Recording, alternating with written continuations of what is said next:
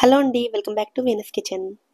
ఆరోగ్యానికి ఎంతో మేలు చేసే ఉసిరికాయలను ఉప్పులో ఊరబెట్టి ఎక్కువ రోజులు నిలవుండేలా ఎలా ప్రిపేర్ చేసుకోవాలో చూద్దామండి. మీకు తెలిసే ఉంటుంది.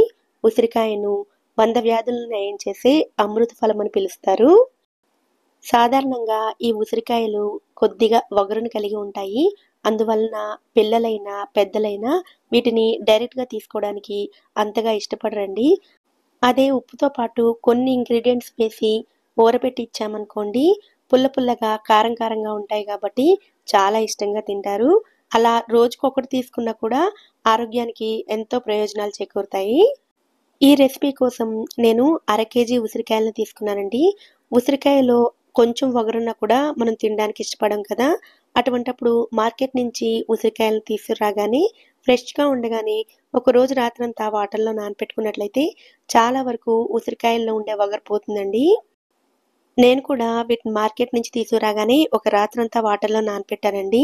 కొంచెం ఫ్రీ అయిన తర్వాత 2 రోజుల తర్వాత ఈ రెసిపీని ప్రిపేర్ చేస్తున్నాను. ఉసిరికాయల్లో విటమిన్ సి ఎక్కువగా ఉంటుందనే విషయం అందరికీ తెలిసిందేనండి. అయితే విటమిన్ సితో పాటుగా ఫైబర్ కూడా చాలా ఎక్కువగా ఉంటుంది. ఈ ఫైబర్ కాన్‌స్టిపేషన్ సమస్య లేకుండా చేసి, మన శరీరంలోని టాక్సిన్స్ అన్నిటిని ఫ్లష్ ఔట్ చేసేస్తుంది. అంతేకాకుండా బ్లడ్ ప్యూరిఫికేషన్‌లో కూడా చాలా బాగా సహాయపడుతుంది. ఈ ఉసిరికాయలతో హెయిర్‌కి కానీ, స్కిన్‌కి కానీ చాలా ప్రయోజనాలున్నాయి. ఈ ఉసిరికాయల సీజన్ వెళ్ళిపోకముందే ఏదో ఒక రెసిపీ రూపంలో వీటిని తీసుకోవడం మన ఆరోగ్యానికి చాలా మంచిది. ఇప్పుడు సిటీలలో కార్తీక మాసంలో భోజనాలనగానే పార్కుల్లో చేసేసుకుంటున్నారు కానీ, మా చిన్నప్పుడు వనభోజనాలంటే కాయలు కాసిన ఉసిరి చెట్టు కింద నీడలోనే తినాలని చెప్పేవారు. ఈ ఉసిరికాయలను డైరెక్ట్‌గా చెట్టు నుంచి కోసినట్లయితే ఎక్కువగా మరకలు, మచ్చలు లాంటివి ఉండవండి. అలా కాకుండా చెట్టు నుంచి రాలి నేలను తాకినట్లయితే ఎక్కడైతే దెబ్బ తగిలిందో ఆ ప్రదేశంలో రంగు మారి తొందరగా పాడవడానికి అవకాశాలు ఎక్కువగా ఉంటాయి. ఈ ఉసిరికాయలను ఊరపెట్టడం కోసం కాయల్లో తడి లేకుండా పొడి క్లాత్ తోటి శుభ్రంగా తుడుచుకోవాలి. తుడుచుకున్న తర్వాత తొడిమెల దగ్గర ఉండే నల్లటి భాగాన్ని తీసేసుకోవాలి. పై భాగంలో, కింద భాగంలో ఉండే నల్లటి భాగాన్ని తీసేసుకొని, కాయలకు ఏదైనా మచ్చలుంటే వాటిని కూడా తీసేసుకొని ఉంచుకోవాలి. ఇలాగే అన్ని కాయలను చెక్ చేసుకొని ఏవైనా మచ్చలుంటే తీసేసుకోవాలి. ఇప్పుడు స్టవ్ మీద కడాయిలో 1 టీ స్పూన్ మెంతుల్ని వేసుకోవాలి. ఈ మెంతులను లో ఫ్లేమ్‌లో కొద్దిగా రంగు మారేంత వరకు ఫ్రై చేసుకోవాలి. ఈ రెసిపీలో మెంతులు వేస్తే చేదు వస్తాయనుకుంటారేమోనండి. మెంతులు వేయడం వల్ల ఏమాత్రం చేదు రాదు. ఫ్లేవర్ కూడా చాలా బావుంటుంది. అలాగే మెంతుల్ని ఎక్కువ సేపు వేయించాల్సిన అవసరం లేదు. కొద్దిసేపు వేయిస్తే సరిపోతుంది. ఇప్పుడు ఒక గిన్నెని తీసుకొని అందులోకి అర లీటర్ నీళ్ళని వేసుకోవాలి. అర కేజీ కాయలకి అర లీటర్ నీళ్ళు సరిపోతాయండి. ఇందులోకి 4 టీ స్పూన్ల ఉప్పును వేసుకోవాలి. ఈ రెసిపీలోకి కళ్ళుప్పును గానీ లేదా సైంధవ లవణాన్ని మాత్రమే ఉపయోగించండి. నార్మల్ అయోడైజ్డ్ సాల్ట్ ఉపయోగించినట్లయితే కొద్ది రోజుల తర్వాత నీళ్లు కెమికల్ వాసన వచ్చే అవకాశం ఉంటుంది. ఉప్పు కలిసిపోయేటట్లుగా కలుపుకున్న తర్వాత ఈ నీళ్లను మరిగించుకోవాలి. నీళ్ళు ఇలా మరిగిన తర్వాత స్టవ్ ఆఫ్ చేసుకుని వీటిని పూర్తిగా చల్లారనివ్వాలి. పూర్తిగా చల్లారిన తర్వాత నీళ్లను ఒక బౌల్‌లోకి తీసుకోండి. వేడి నీటిని ఉపయోగించకూడదండి. చల్లారిన వాటర్‌నే తీసుకోవాలి. నీళ్లను వేడి చేయకుండా డైరెక్ట్‌గా నార్మల్ వాటర్‌తో చేసినట్లయితే 10, 15 రోజుల తర్వాత నీళ్ల పైన తెల్లటి లేయర్ అనేది ఫార్మ్ అయిపోతుందండి. కనుక నీళ్లను వేడి చేసుకొని పూర్తిగా చల్లారిన తర్వాత మాత్రమే ఈ రెసిపీని ప్రిపేర్ చేసుకోవాలి.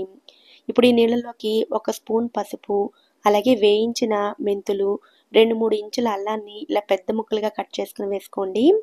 అలాగే అర కేజీ ఉసిరికాయలకి 4 వరకు పండు మిరపకాయలు పడతాయండి. నేను పిల్లల కోసం ప్రిపేర్ చేస్తున్నాను కాబట్టి కొంచెం మిరపకాయలను తగ్గించి వేస్తున్నాను.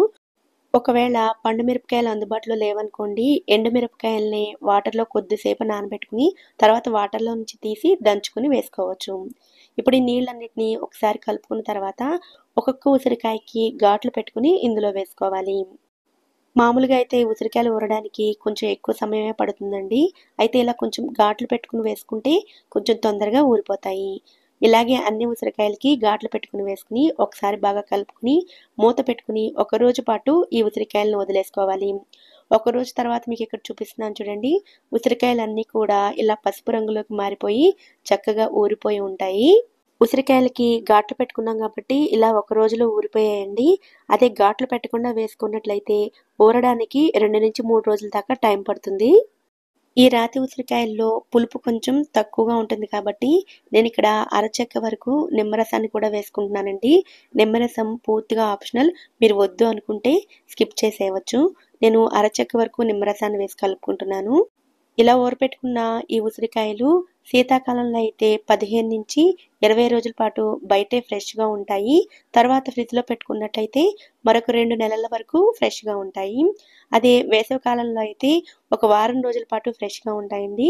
తర్వాత ఫ్రిడ్జ్‌లో పెట్టేసుకోవాలి. అయితే వీలైనంత వరకు గాజు సీసాలో స్టోర్ చేసుకోవడానికి ప్రయత్నించండి. ఇలా ప్రిపేర్ చేసుకొని రోజుకొక కాయ తీసుకున్నా కూడా ఆరోగ్యానికి చాలా మంచిదండి. పుల్ల పుల్లగా, కారం కారంగా ఉంటాయి కాబట్టి పిల్లలు కూడా తినడానికి ఇష్టపడతారు. మరి ఈసారి ఉసిరికాయలు తెచ్చినప్పుడు ఈ పద్ధతిలో మీరు కూడా ఒకసారి తప్పకుండా ట్రై చేయండి. ఈ వీడియో కనుక మీకు నచ్చినట్లయితే వీడియోని లైక్ చేసి ఛానల్‌ని కూడా సబ్స్క్రైబ్ చేసుకోండి.